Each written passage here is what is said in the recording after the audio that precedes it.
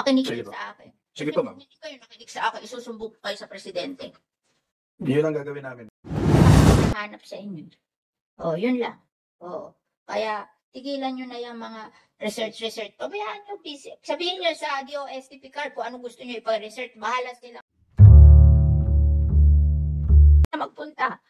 At ibibigay nyo lang naman pera sa regional hospital and they will pay. I-deduct na lang doon sa pera nyo binigay sa regional hospital yung gastos ng mga coconut farmer na pumunta doon. Di wala na kayong problema. Wag na kayong makialam doon. Ibigay nyo na lang para kayong PhilHealth. Ayoko lang ibigay nyo sa PhilHealth kasi ang PhilHealth, katakot-takot na ang complaint sa PhilHealth. Dadamay pa kayo doon. Baka mamaya masali pa kayo doon. Kasi ang PhilHealth, may mga kasabwat siyang hospital. Yun lang ang binabayaran nila. Yung mga hindi nila kasabwat, hindi nila binabayaran. And ang question is, totoo ba yung mga pasyente doon sa mga binabayaran nilang hospital? That's the issue against PhilHealth. Huwag na kayo sasali doon. Maawa kayo sa coconut farmers. Ang coconut farmers are the poorest in this country. 1,500 a month ang kita. Kahirapan nyo pa? Wala nang makain eh. Wala nang health services. Wala nang ano tawag dito? Educational services. Kaya tayo ang nag-o-augment sa kanila. Diba maawa tayo? Napakahihirap. And then yung health, tapos yung infra sa DPWH. Wala naman kayong problema dito. Didiretso na to sa DPWH. Tapos kung meron kayong gustong pabigyan na humihingi, ibigay nyo lang sa DPWH. Huwag nyo nang pakialaman to. Alam to ng DPWH. Pag sa inyo, hindi nyo pa yan mai-implement. Tsaka yung crop insurance. Philippine Crop Insurance Corporation yan. Yung marketing, DTI. And then yung scholarship for children of farmers at CHED. Diba? Ang ng law, diretso sa kanilang pera. Hindi dadaan sa inyo. Ang pupunta lang sa inyo would be yung sa seedlings at saka yung sa health. Yung health nga, pwede nyo nang ilista na yung mga ospital na pagbibigyan tapos doon nyo pa diretso Tapos yung lahat ng pupunta doon, dididak na lang doon sa ibinigay nyo pera doon sa particular hospital na yun. Wala pa kayong problema. They will be responsible for that. Sila i-audit doon. Yung binigay mo ganitong pera, isusulat lang nila kung sinong coconut farmer ang nag-avail noon. Wala na kayong problema. Magagawa nyo yung problema nyong iba kasi kayo may sarili kayong budget galing sa GA. Diba? In addition to this. Pinamomonitor ko lang sa inyo ito kasi trabaho nyo to coconut kayo Okay. So yung sa inyo na galing sa GA, lagay nyo lang personal services, overhead, regulatory, tinatanggal na nila yung research, ililipat nila ito ba yung ililipat sa Philippine Carabao Center para mamigay ng Yung intercropping po, ang gagawin Carabao. NDA, Philippine Carabao Center. Carabao Center. Kasi yung NDA meron na dun ito ililipat nila sa Philippine Carabao Center para mamigay ng para dumami yung pamimigay ng ang Philippine Carabao Center will give Carabao and processing equipment. Yung NDA will give cow and goats and processing equipment para magkahiwalay sila para doble. And ngayon, may isa pa kayong nilipat yung Ma'am, yung sa research, namin yung sa Genome Bank. I-request namin. May isa pang nilipat na nakita ko dito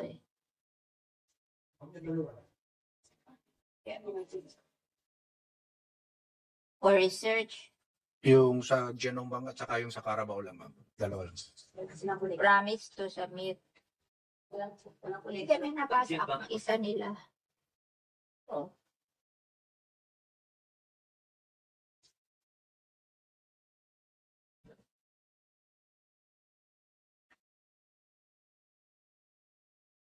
Yung Coconut Village, saan nyo ililipat? Yung research, saan nyo ililipat? Kung yung sa Coconut Village, ililipat nyo sa Carabao, yung research, saan ililipat? Gagawa sila ng gene bank na wala silang gene bank. Pero magkano po ang value? Ang laki nun bakit nyo ililipat? Magkano ang pera? 65 million for the Coconut Village Development Project to establish 6 sites for the Coconut Carabao Development Project, di ba? Kasi 10 million ang isa nun. O, tapos yung inyong research, saan nyo itatransfer? Actually, Madam Chair, inano lang namin, parang nagbago kami ng mga research programs, ma'am. Ang So, research nyo included- is 49 million. 48.9. million. Yes, O, ma'am. saan dadalhin? So, Madam Chair, same din po, pero meron kaming proposal for yung gene bank, ex situ, sir, ma'am. Yung cryopreservation. At Ma'am, saka mga- cryopreservation facility, ano yun? Ma'am, yung since ang ating gene bank, ma'am, nakatanim, ma'am. Yun yung ating gene bank germplasm ngayon, na-adjust sa CRC. For 50 million. Yes, ma'am. O, Yun, mahal na po. sa 50 million. Ay, alin po, itong 48? Ma'am, naka-designate na doon sa different research centers namin, ma'am. May research centers ba kayo? Opo, ma'am. Saan? Tatlo po, ma'am. Yung Albay Research Center, yung Saan The- ba? sa Albay po, nasa Bicol, Oh. Ginubatan, Albay. Yung pong Davao Research Center, nasa Bago Oshiro, Davao City. At saka po yung Zamboanga Research Center, nasa Zamboanga po, San Ramon. Di ba nandun ang office niya sa Zamboanga? May office kayo dun eh. Doon kayo nagpo-produce ng hybrid seed. Yes, ma'am. Yun. Opo. Yun yung research center. Produce kayo doon? Meron din konti. Meron din po, source din po sila. Ginagawa ng research na yun. Kung hindi kayo magpo-produce ng hybrid seedlings. Explain mo sa akin yun. Napakalaking budget. Oh. Ma'am, yung pong, sige. Ma'am, yung sa Davao po, doon yung mga makapuno at saka dalawa, yung sa Albay Research Center at saka doon sa Davao Research Center, sa Zamboanga Research Center, piniperfect yung tissue culture ng hybrid.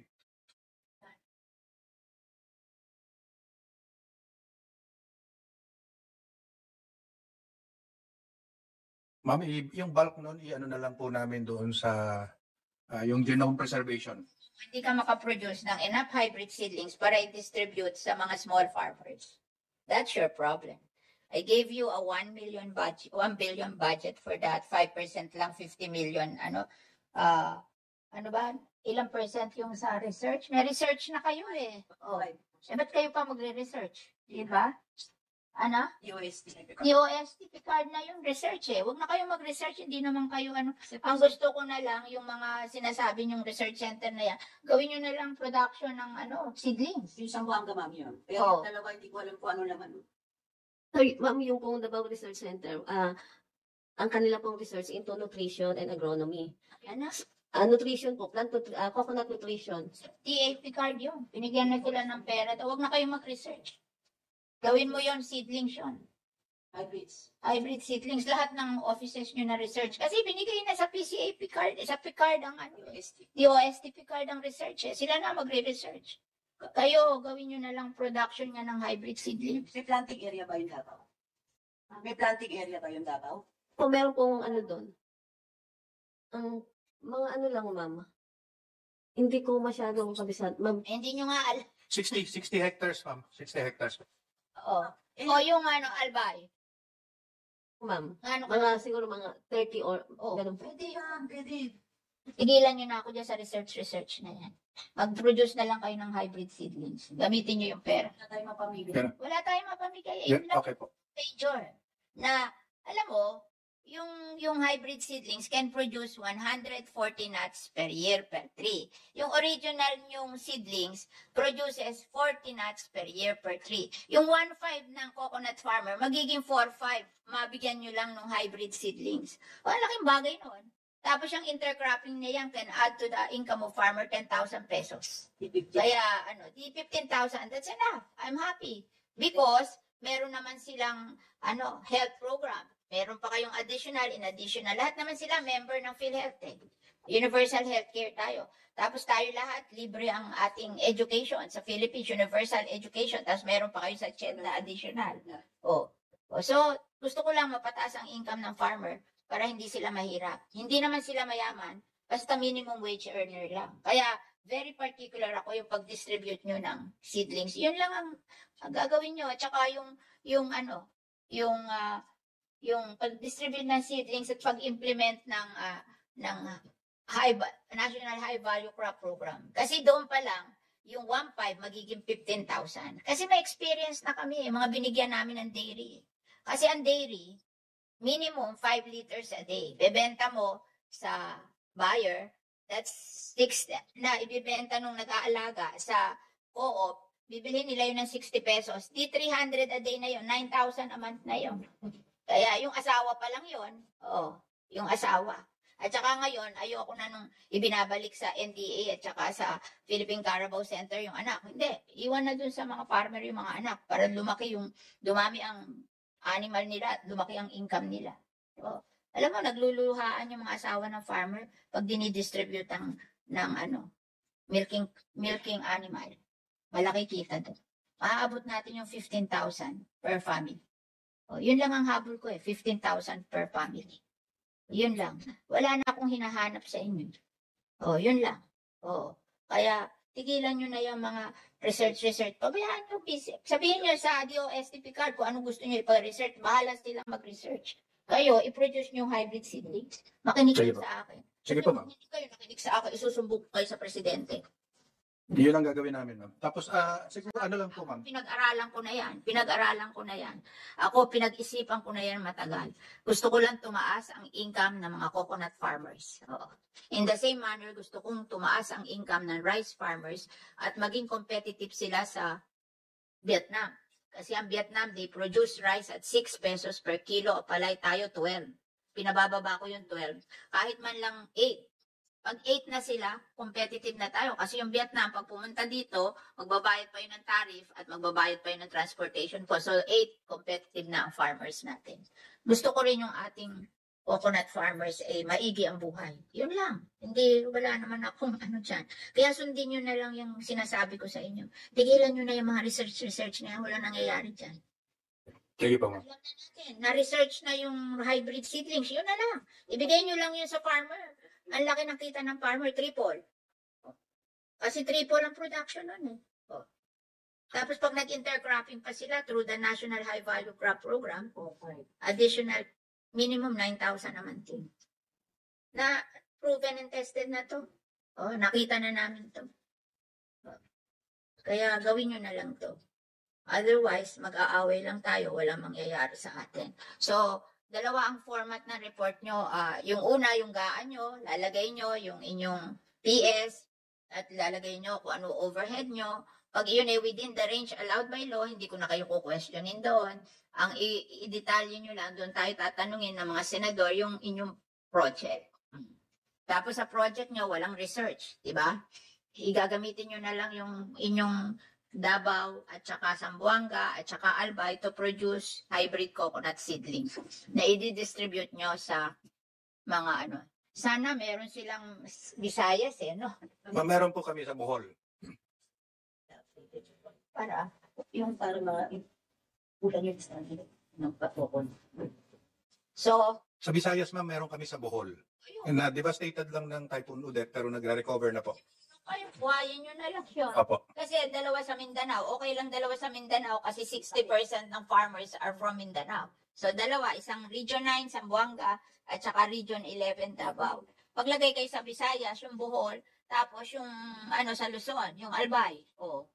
Di yan na lang. Covered na kayo. Kasi Luzon, Visayas, and Mindanao. Pinakamalaki Mindanao Kaya yung pagpili nyo ng ospital, doon nyo rin piliin nyo yung ospital na maraming coconut farmer.